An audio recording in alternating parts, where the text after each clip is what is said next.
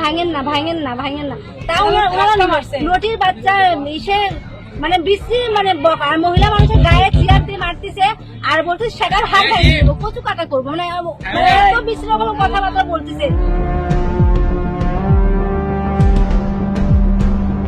এখানে নামাজ শেষ হওয়ার পরেও 5 মিনিট পরে আমরা এখানে কেবল আমরা 3 জন লোক ছিলাম, 4 জন, আমার ছেলে 3 জন ছিল।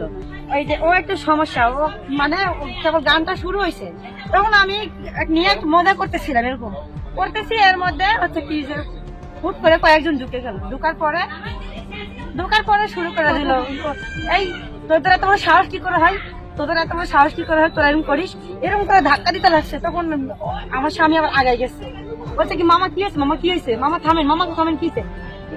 অনেকগুলো প্রায় 40-45 জন এরকম লোক, ওনারা একবারে ঢুকে পড়ছে, আমরা কেউ ছিলাম মানে 3-4 জন ছিলাম, আমরা কিভাবে ওনাদের আটকাই।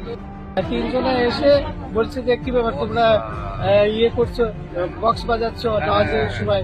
তারপর বললাম যে আমরা একজনের জিজ্ঞেস করলাম যে তুমি নামাজ হয়ে গেছে, শেষ হয়ে গেছে, তো বলছে যে নামাজ শেষ হয়নি, তুমি বাজাইছো কি জন্য।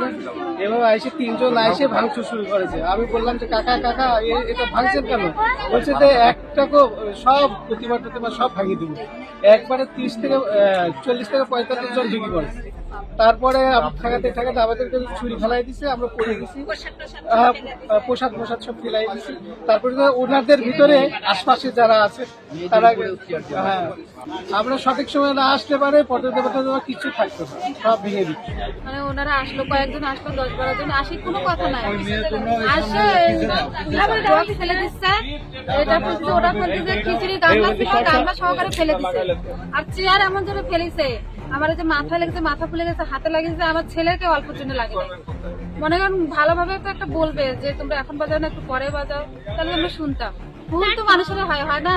আমাদের এখানে যে প্রোগ্রাম শুরু ছিল, গান মানে নামাজের পরে গানটা শুরু হয়েছে, তখন ওনারা সবাই একজুট হয়ে ঢুকেছে। ঢুকার পরে এখানে তো বড় মানুষ কেউ ছিলই না, যে বড় মানুষ থাকবে, সব মেয়ে মানুষ ছিল, ছোট বাচ্চারা ছিল। ওনারা হুড়মুড় করে ঢুকেছে, আমাদের ধাক্কা মারছে, পরে আমার মামি এখানে দাঁড়াইছিল, দৌড়ে ভিতরে আসছে, মামির একটা চেয়ার মারছে, মাথায় লাগছে।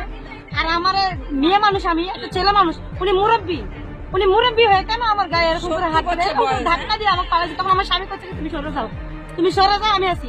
তো মামা আপনি তোরা পা ধরি, মামা থেমে দেন, মামা ইয়ে করেন না, তো এরকম ভাঙচুর করেন না মামা, এগুলো সব লোকের জিনিস আপনারা ভাঙবেন না মামা।